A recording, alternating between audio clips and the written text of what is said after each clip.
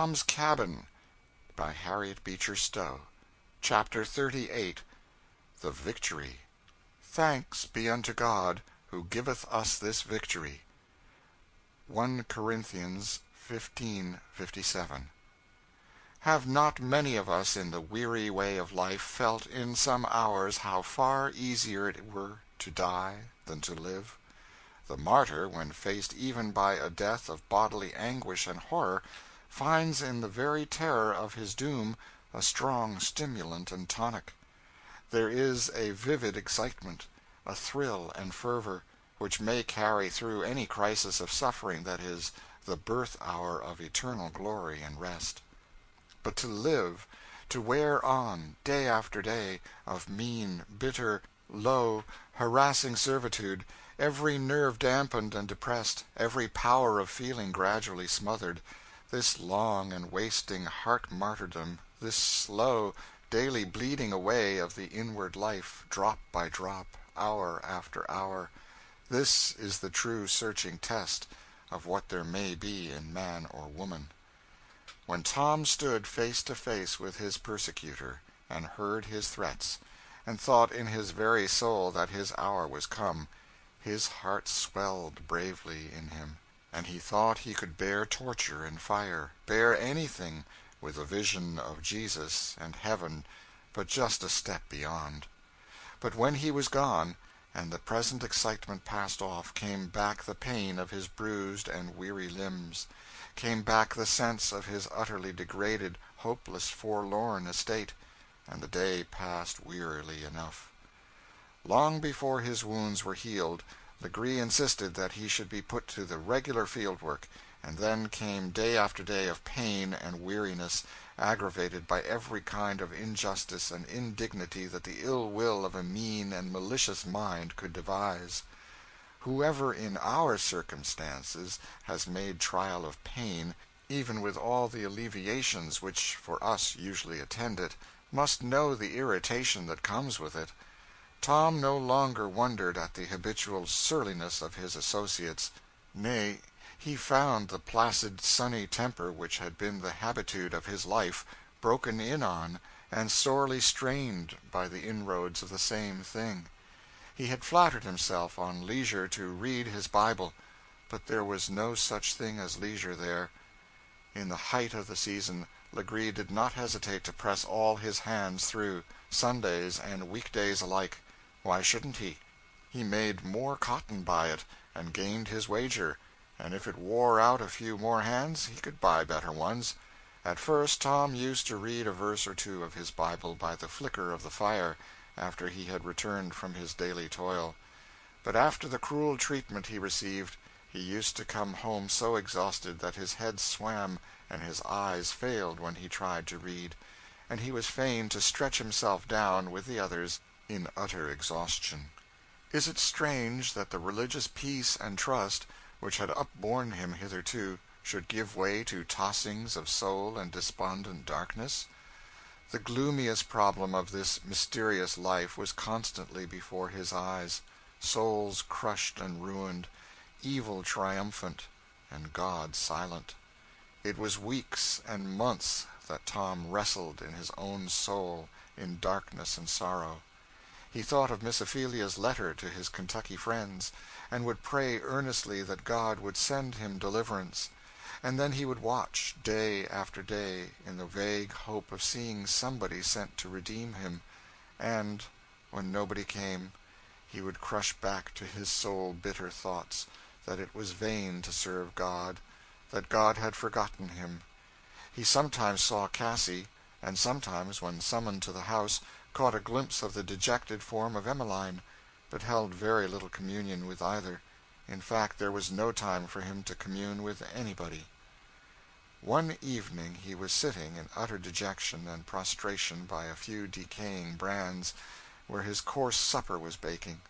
He put a few bits of brushwood on the fire, and strove to raise the light, and then drew his worn Bible from his pocket.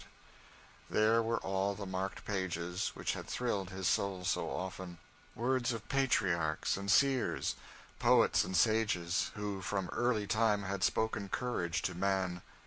voices from the great cloud of witnesses who ever surround us in the race of life. Had the word lost its power, or could the failing eye and weary sense no longer answer to the touch of that mighty inspiration? Heavily sighing, he put it in his pocket. A coarse laugh roused him. He looked up. Legree was standing opposite to him. "Well, old boy," he said, "you find your religion don't work, it seems. I thought I should get that through your wool at last." The cruel taunt was more than hunger and cold and nakedness. Tom was silent. "You were a fool," said Legree, "for I meant to do well by you when I bought you. You might have been better off than Sambo or Quimbo either, and had easy times. And instead of getting cut up and thrashed every day or two, you might have had liberty to lord it around and cut up the other niggers. And you might have had, now and then, a good warming of whiskey punch. Come, Tom, don't you think you'd better be reasonable? Heave that our old pack of trash in the fire and join my church." "The Lord forbid," said Tom fervently. "You see, the Lord ain't going to help you. If he had been, he wouldn't have let me get you. This yer religion is all a mess of lying trumpery, Tom. I know all about it. You'd better hold to me. I'm somebody, and can do something." "No, massa," said Tom. "I'll hold on. The Lord may help me or not help, but I'll hold to him and believe him to the last." "The more fool you," said Legree, spitting scornfully at him and spurning him with his foot. "Never mind, I'll chase you down yet and bring you under. You'll see." And Legree turned away. When a heavy weight presses the soul to the lowest level at which endurance is possible, there is an instant and desperate effort of every physical and moral nerve to throw off the weight, and hence the heaviest anguish often precedes a return tide of joy and courage. So was it now with Tom. The atheistic taunts of his cruel master sunk his before dejected soul to the lowest ebb, and though the hand of faith still held to the eternal rock, it was a numb, despairing grasp. Tom sat like one stunned at the fire. Suddenly everything around him seemed to fade, and a vision rose before him of one crowned with thorns, buffeted and bleeding. Tom gazed in awe and wonder at the majestic patience of the face. The deep, pathetic eyes thrilled him to his innermost heart. His soul woke, as, with floods of emotion, he stretched out his hands and fell upon his knees, when gradually the vision changed. The sharp thorns became rays of glory, and in splendor inconceivable he saw that same face bending compassionately towards him, and a voice said, "He that overcometh shall sit down with me on my throne, even as I also overcome, and am set down with my Father on his throne." How long Tom lay there he knew not. When he came to himself the fire was gone out, his clothes were wet with the chill and drenching dews. But the dread soul crisis was past, and in the joy that filled him he no longer felt hunger, cold, degradation, disappointment, wretchedness. From his deepest soul he that hour loosed and parted from every hope in life that now is, and offered his own will and unquestioning sacrifice to the Infinite. Tom looked up to the silent, ever-living stars, types of the angelic hosts who ever look down on man, and the solitude of the night rung with the triumphant words of a hymn which he had sung often in happier days, but never with such feeling as now. "The earth shall be dissolved like snow, the sun shall cease to shine, but God who called me here below shall be forever mine. And when this mortal life shall fail, and flesh and sense shall cease, I shall possess within the veil a life of joy and peace. When we've been there 10,000 years, bright shining like the sun, we've no less days to sing God's praise than when we first begun." Those who have been familiar with the religious histories of the slave population know that relations like what we have narrated are very common among them. We have heard some from their own lips of a very touching and affecting character. The psychologist tells us of a state in which the affections and images of the mind become so dominant and overpowering that they press into their service the outward imagining. Who shall measure what an all-pervading spirit may do with these capabilities of our mortality, or the ways in which he may encourage the desponding souls of the desolate? If the poor forgotten slave believes that Jesus hath appeared and spoken to him, who shall contradict him? Did he not say his mission in all ages was to bind up the broken-hearted and set at liberty them that are bruised? When the dim gray of dawn woke the slumberers to go forth to the field, there was among those tattered and shivering wretches one who walked with an exultant tread, for firmer than the ground he trod on was his strong faith in almighty eternal love. Ah, Legree, try all your forces now. Utmost agony, woe, degradation, want, and loss of all things shall only hasten on the process by which he shall be made a king and a priest unto God. From this time an inviolable sphere of peace encompassed the lowly heart of the oppressed one. An ever-present Savior hallowed it as a temple. Past now the bleeding of earthly regrets, past its fluctuations of hope and fear and desire. The human will, bent and bleeding and struggling long, was now entirely merged in the divine. So short now seemed the remaining voyage of life, so near, so vivid seemed eternal blessedness, that life's uttermost woes fell from him unharming. All noticed the change in his appearance. Cheerfulness and alertness seemed to return to him, and a quietness which no insult or injury could ruffle seemed to possess him. "What the devil's got into Tom?" Legree said to Sambo. "A while ago he was all down in the mouth, and now he's pert as a cricket."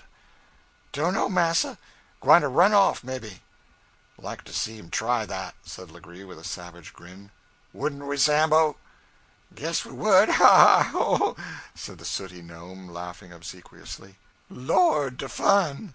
To see him sticking in the mud, chasing and trying through the brushes, dogs a holding on to him. Lord, I laughed fit to split, dat time we cotched Molly. I thought they'd a had her all stripped up before I could get 'em off. She kyars de mark so dat dar spree yet."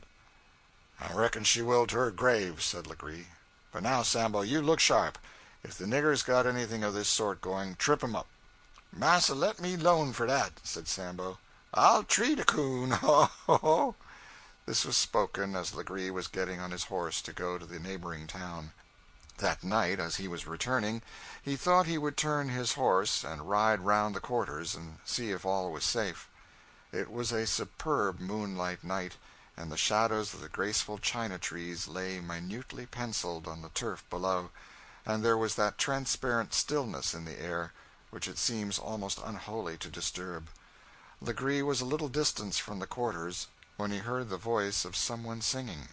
It was not a usual sound there, and he paused to listen. A musical tenor voice sang: "When I can read my title clear to mansions in the skies, I'll bid farewell to every fear and wipe my weeping eyes. Should earth against my soul engage, and hellish darts be hurled, then I can smile at Satan's rage and face a frowning world. Let cares like a wild deluge come, and storms of sorrow fall, may I but safely reach my home, my God, my heaven, my all." "On My Journey Home," hymn by Isaac Watts, found in many of the Southern country song books of the antebellum period. "So ho," said Legree to himself. "He thinks so, does he? How I hate these cursed Methodist hymns. Here, you nigger," said he, coming suddenly out upon Tom and raising his riding whip, "how dare you be getting up this yer row when you ought to be in bed? Shut your old black gash and get along with you." "Yes, massa," said Tom with ready cheerfulness as he rose to go in. Legree was provoked beyond measure by Tom's evident happiness, and, riding up to him, belabored him over his head and shoulders. "There, you dog," he said, "see if you'll feel so comfortable after that." But the blows fell now only on the outer man, and not, as before, on the heart. Tom stood perfectly submissive, and yet Legree could not hide from himself that his power over his bond thrall was somehow gone. And as Tom disappeared in his cabin, and he wheeled his horse suddenly round, there passed through his mind one of those vivid flashes that often send the lightning of conscience across the dark and wicked soul. He understood full well that it was God who was standing between him and his victim, and he blasphemed him. That submissive and silent man whom taunts, nor threats, nor stripes, nor cruelties could disturb, roused a voice within him, such as of old his master roused in the demoniac soul, saying, "What have we to do with thee, thou Jesus of Nazareth? Art thou come to torment us before the time?" Tom's whole soul overflowed with compassion and sympathy for the poor wretches by whom he was surrounded. To him it seemed as if his life sorrows were now over, and as if, out of that strange treasury of peace and joy with which he had been endowed from above, he longed to pour out something for the relief of their woes. It is true, opportunities were scanty, but on the way to the fields and back again, and during the hours of labor, chances fell in his way of extending a helping hand to the weary, the disheartened and discouraged. The poor, worn-down, brutalized creatures at first could scarce comprehend this, but when it was continued week after week and month after month, it began to awaken long silent chords in their benumbed hearts. Gradually and imperceptibly the strange, silent, patient man, who was ready to bear everyone's burden, and sought help from none, who stood aside for all, and came last, and took least, yet was foremost to share his little all with any who needed, the man who, in cold nights, would give up his tattered blanket to add to the comfort of some woman who shivered with sickness, and who filled the baskets of the weaker ones in the field, at the terrible risk of coming short in his own measure, and who, though pursued with unrelenting cruelty by their common tyrant, never joined in uttering a word of reviling or cursing. This man, at last, began to have a strange power over them, and when the more pressing season was past, and they were allowed again their Sundays for their own use, many would gather together to hear from him of Jesus. They would gladly have met to hear and pray and sing in some place together, but Legree would not permit it, and more than once broke up such attempts with oaths and brutal execrations, so that the blessed news had to circulate from individual to individual. Yet who can speak the simple joy with which some of those poor outcasts, to whom life was a joyless journey to a dark unknown, heard of a compassionate Redeemer and a heavenly home? It is the statement of missionaries that, of all races of the earth, none have received the gospel with such eager docility as the African. The principle of reliance and unquestioning faith, which is its foundation, is more a native element in this race than any other, and it has often been found among them that a stray seed of truth, born on some breeze of accident into hearts the most ignorant, has sprung up into fruit, whose abundance has shamed that of higher and more skillful culture.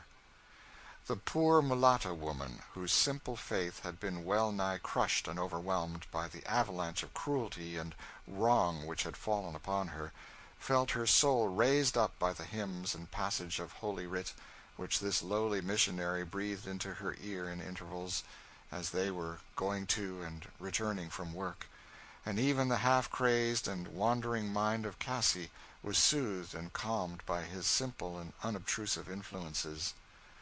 Stung to madness and despair by the crushing agonies of a life, Cassie had often resolved in her soul an hour of retribution, when her hand should avenge on her oppressor all the injustice and cruelty to which she had been witness, or which she had in her own person suffered.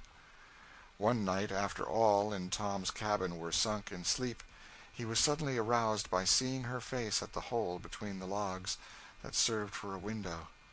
She made a silent gesture for him to come out. Tom came out the door. It was between 1 and 2 o'clock at night. Broad, calm, still moonlight. Tom remarked, as the light of the moon fell upon Cassie's large black eyes, that there was a wild and peculiar glare in them, unlike their wonted fixed despair. "Come here, Father Tom," she said, laying her small hand on his wrist, and drawing him forward with a force as if the hand were of steel. "Come here. I've news for you."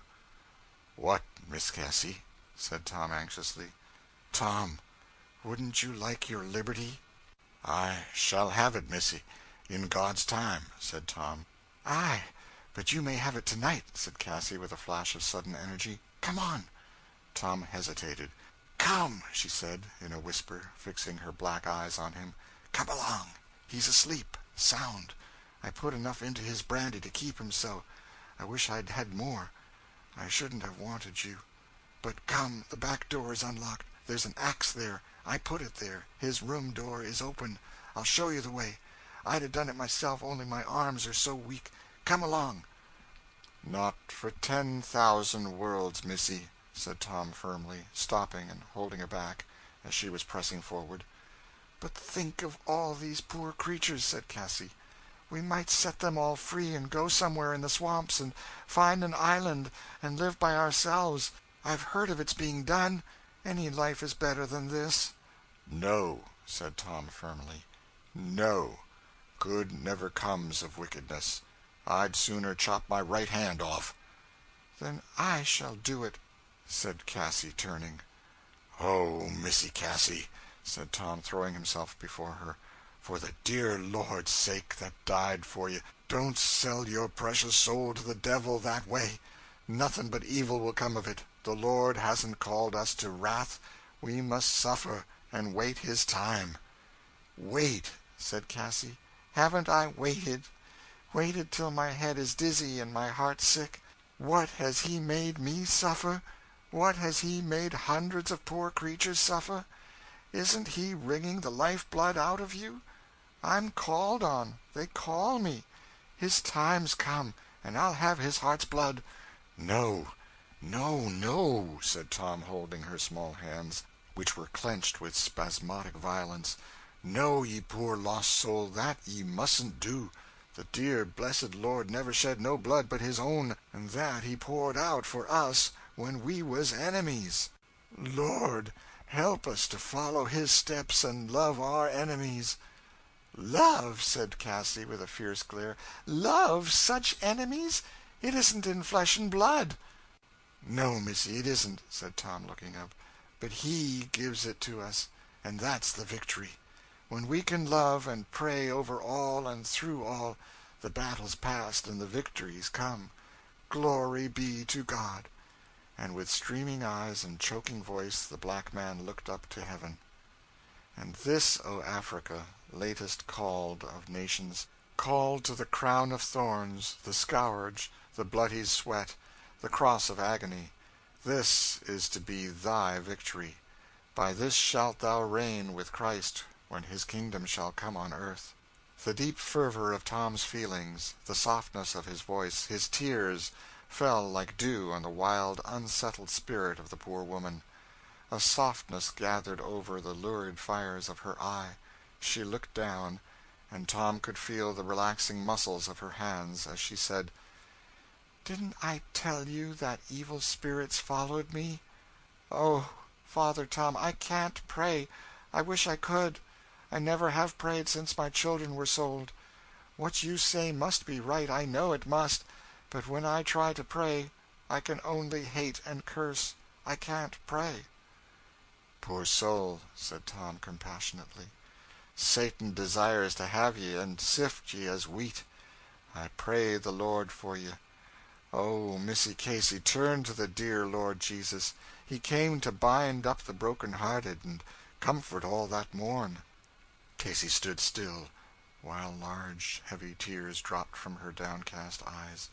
"Missy Casey," said Tom, in a hesitating voice, after surveying her in silence, "if you only could get away from here, if the thing was possible, I advise ye and Emmeline to do it. That is, if you could go without blood guiltiness. not otherwise." "Would you try it with us, Father Tom?" "No," said Tom. "Time was when I would. But the Lord's given me a work among these here poor souls, and I'll stay with 'em and bear my cross with 'em till the end. It's different with you. It's a snare to you. It's more'n you can stand, and you'd better go if you can." "I know no way but through the grave," said Casey. "There's no beast or bird but can find a home somewhere. Even the snakes and the alligators have their places to lie down and be quiet. But there's no place for us. Down in the darkest swamps their dogs will hunt us out and find us. Everybody and everything is against us. Even the very beasts side against us. And where shall we go?" Tom stood silent. At length he said, "Him that saved Daniel in the den of lions, that saves the children in the fiery furnace, him that walked on the sea and bade the winds be still, he's alive yet, and I've faith to believe he can deliver you. Try it, and I'll pray with all my might for you." But what strange law of mind is it that an idea long overlooked and trodden under foot as a useless stone suddenly sparkles out in new light as a discovered diamond? Casey had often revolved for hours all possible or probable schemes of escape, and dismissed them all as hopeless and impracticable. But at this moment there flashed through her mind a plan, so simple and feasible in all its details as to awaken an instant hope. "Father Tom, I'll try it," she said suddenly. "Amen," said Tom. "The Lord help ye." End of chapter 38.